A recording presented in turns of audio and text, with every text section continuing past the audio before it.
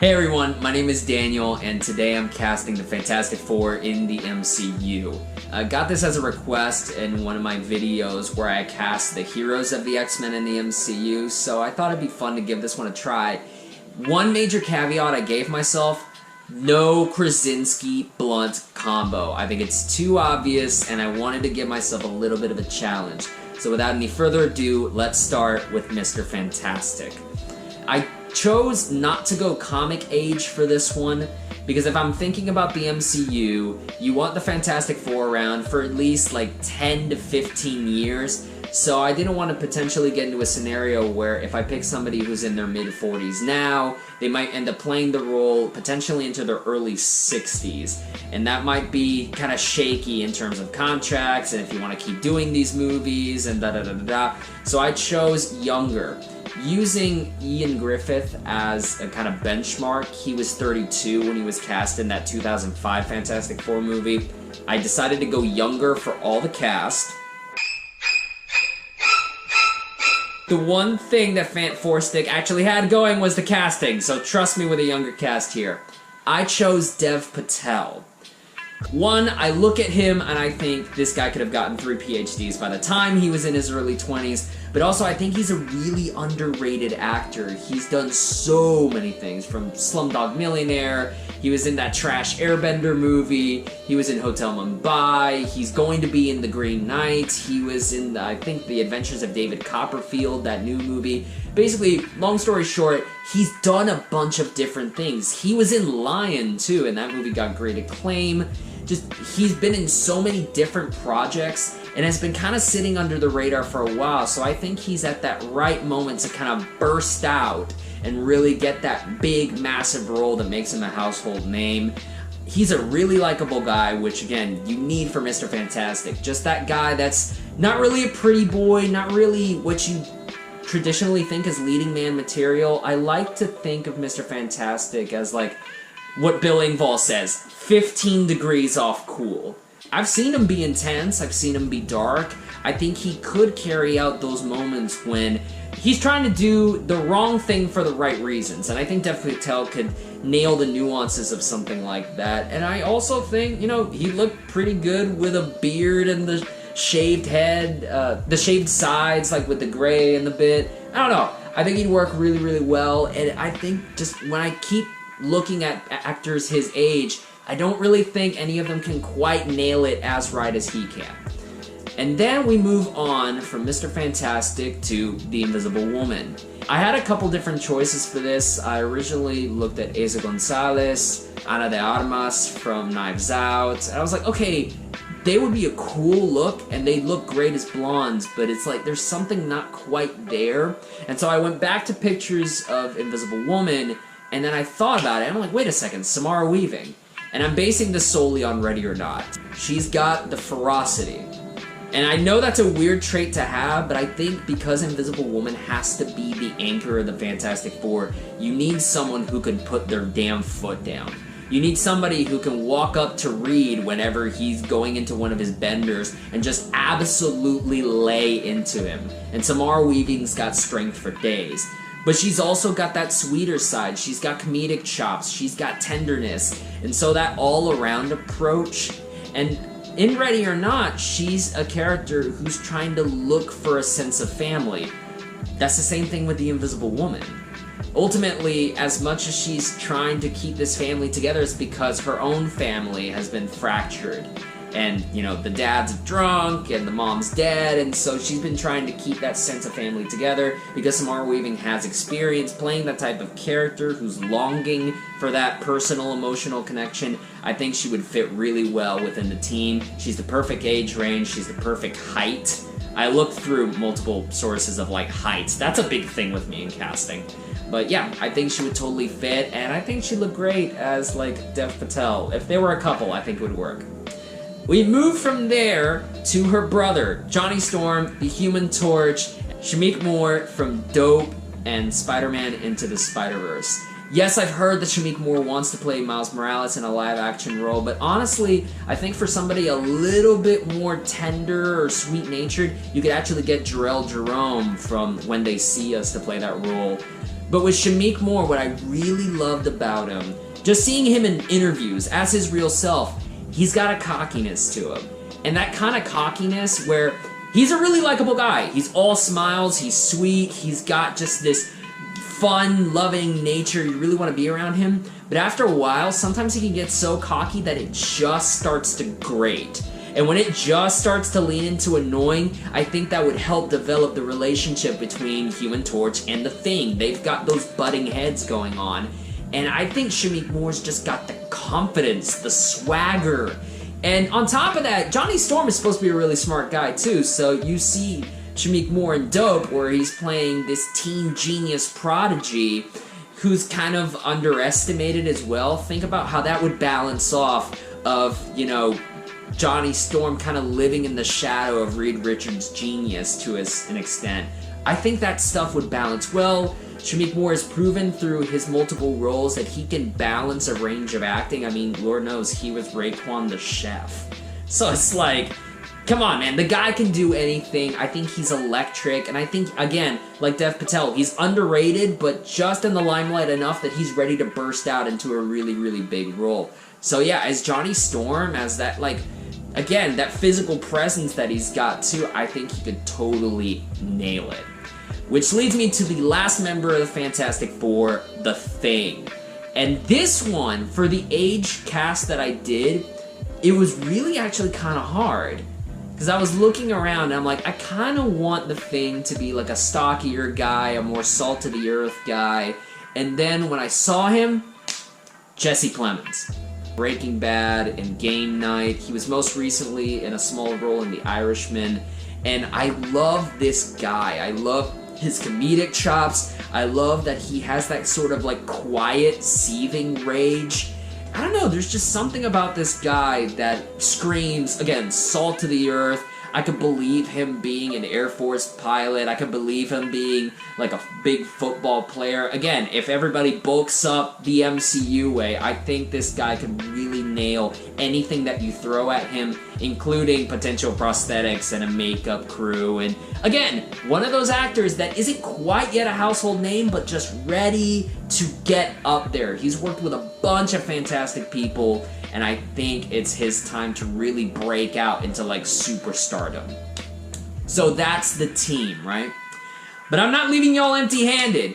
I gave you 4 Fantastic Four heroes. I'm gonna give you 4 anti-hero villain vibes. And I'm gonna start out with the villain that I think should be in the very first movie, Super Skrull. We've introduced Skrulls into the MCU already with Captain Marvel and a little bit from Far From Home. And I think it's about time for them to get a bigger role in the universe going forward. And you know the MCU, they like to do villains that are kind of negative versions of their heroes. But instead of Iron Man and Ant-Man where it's just a guy in the same suit, this one has a different ferocity, a different backstory, a kind of just rage to him and a darkness, like a true menace that I think would be an interesting foil in a world that's supposed to be kind of like bright and peppy and all kind of cosmic and silly. So I think somebody that can nail the kind of weird, but also a really weird darkness. Bear with me here, Will Poulter.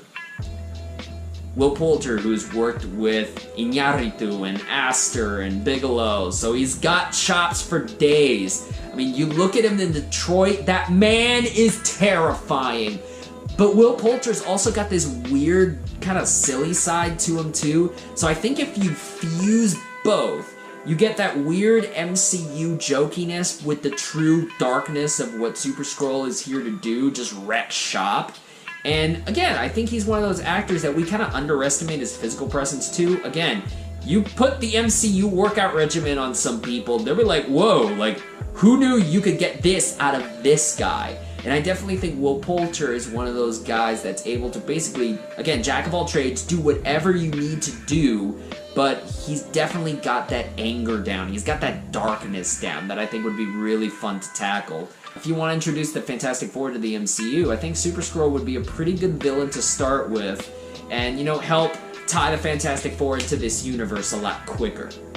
So from there, we're gonna go into the bigger level threats, starting with the combo of Silver Surfer and Galactus.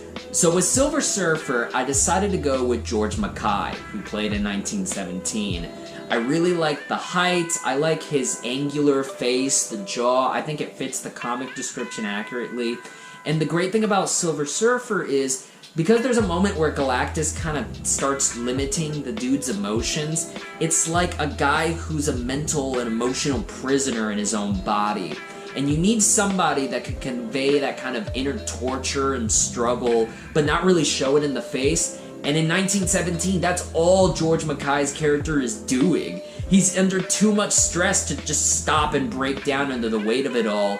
But you can feel the pain in his eyes, and so I think that's one thing that you really, really, really need to nail with Silver Surfer. Again, he's that right age to where if you want to bring Silver Surfer back for a couple of movies, maybe introduce him into, maybe use him as a herald, not of Galactus, but of the other things in the MCU, the weirder stuff, maybe like Living Tribunal and the Beyonder and some weird shit like that, you could have him come for a couple more movies. So, George Mackay, it's a weird choice, and I'm not sure everyone's gonna go with me on it, but I like it.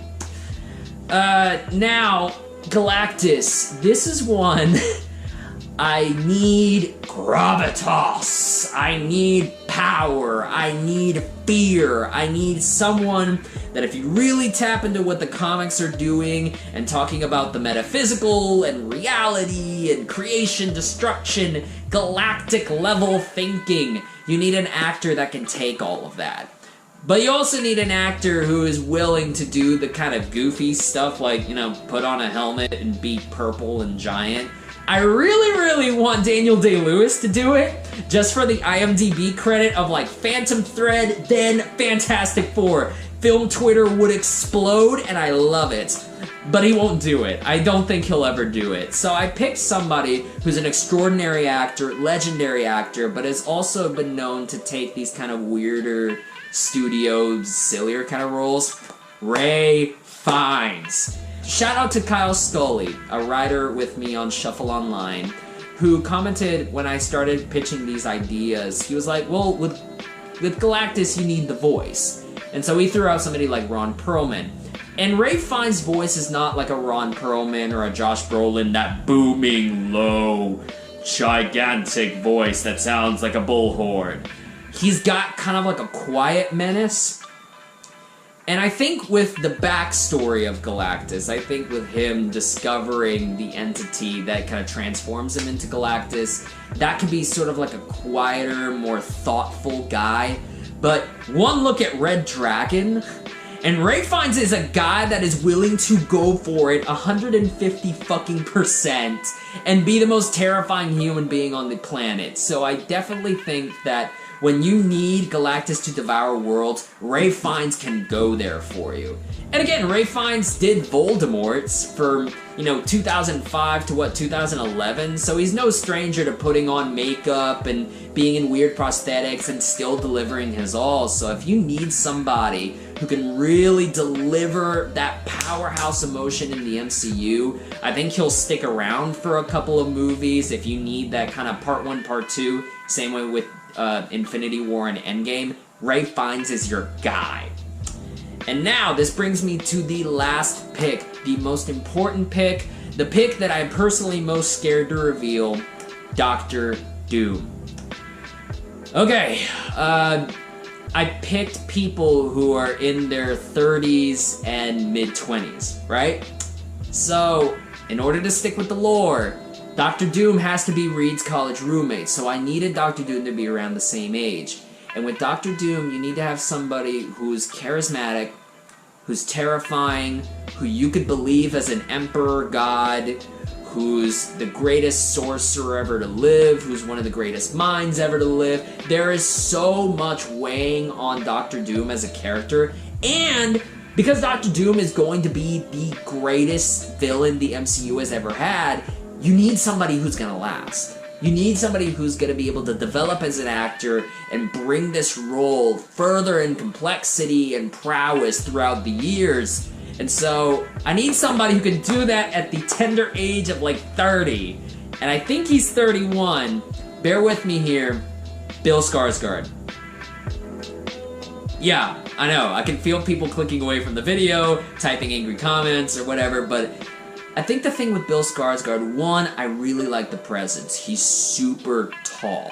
That's just imposing. Again, you put the MCU workout regimen on anybody, and I think if he beefs up, it'll definitely look more physically intimidating. And the thing about Bill Skarsgård to me is he's an actor who my eyes are naturally drawn to him. No matter how many people are on screen, I'm always looking at him. And I think that's one of the things you need with Doom. You need somebody who people are just gonna naturally look at because he's going to be that force of personality, that powerhouse that brings eyes to him. Doom is one of those villains that you have to kind of love in a sense. And considering that Bill Skarsgård played Pennywise to such aplomb, that villain that people, honestly, I think liked a lot more than the kids. Even me, who didn't really like the It movies, I love his portrayal. And I love the way he commits, both physically and emotionally.